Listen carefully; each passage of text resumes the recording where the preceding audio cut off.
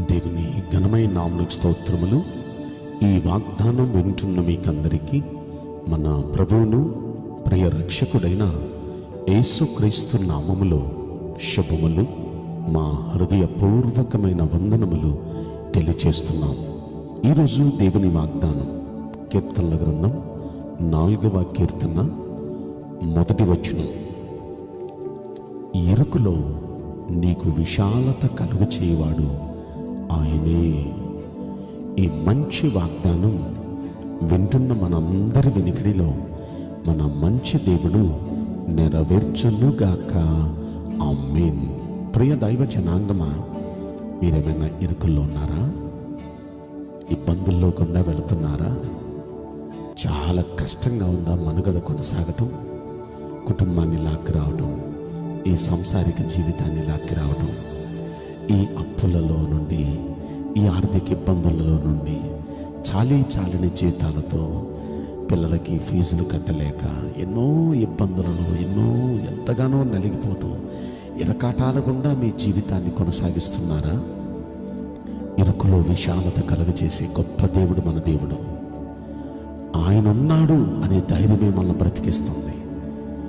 బైబిల్లో ఎందరో జీవితాల్లో మనమున్న పరిస్థితి కంటే చాలా దీన స్థితిలో ఉన్నారు చాలామంది.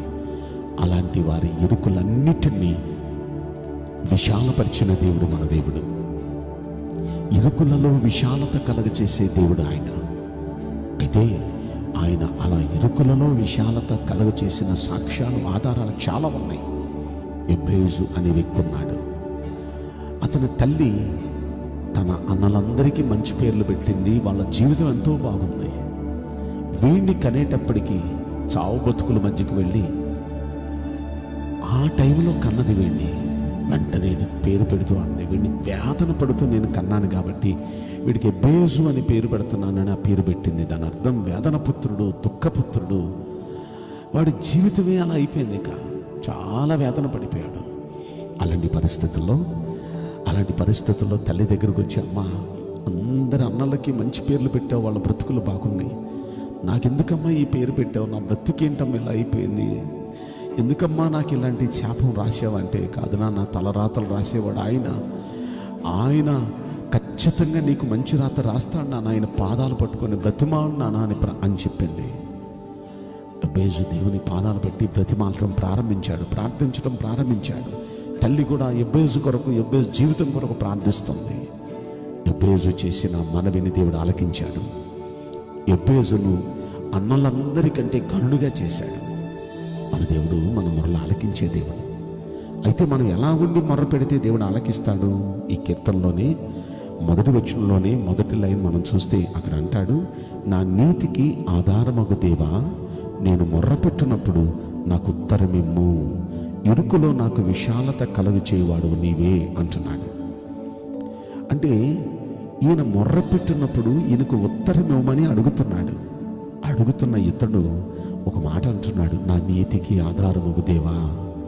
నేను ఈ రోజున ఈ విధంగా నీతిగా ఉండటానికి కారణం మీరే కదయ్యా, ఆధారం మీరే కదయ్యా. మిమ్మల్ని బట్టే నేను ఈ రోజు నీతిగా ఉండగలుగుతున్నా. నాకు నేనకైతే ఇంత నీతిగా నేను ఉండలేను.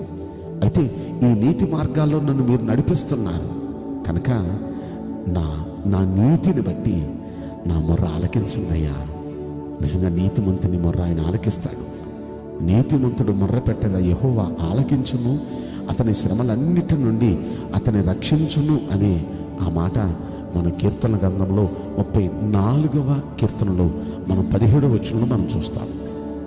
ఉన్న శ్రమలన్నిటి నుండి దేవుడు విడిపిస్తాడు, ఇరుకులన్నిటి నుండి దేవుడు విడిపిస్తాడు. అయితే నీతిమంతునిగా ఉండి మనం మొర్ర పెట్టాలి. ఆ నీతిని మనంగా అయితే నీతిమంతులుగా ఉండలేము.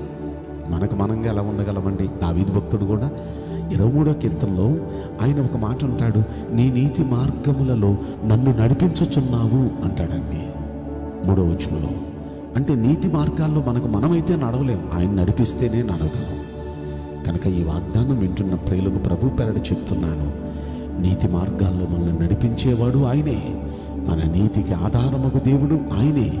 అలా నీతిగా ఉన్న మనం మొర్ర పెట్టినప్పుడు తప్పక మన ప్రార్థనలకు జవాబిస్తాడు. ఇరుకుల్లో మనకు విశాలతను కలుగజేస్తాడు. కనుక ఈ రోజున ఈ వాగ్దానాన్ని బట్టి ధైర్యం తెచ్చుకోండి.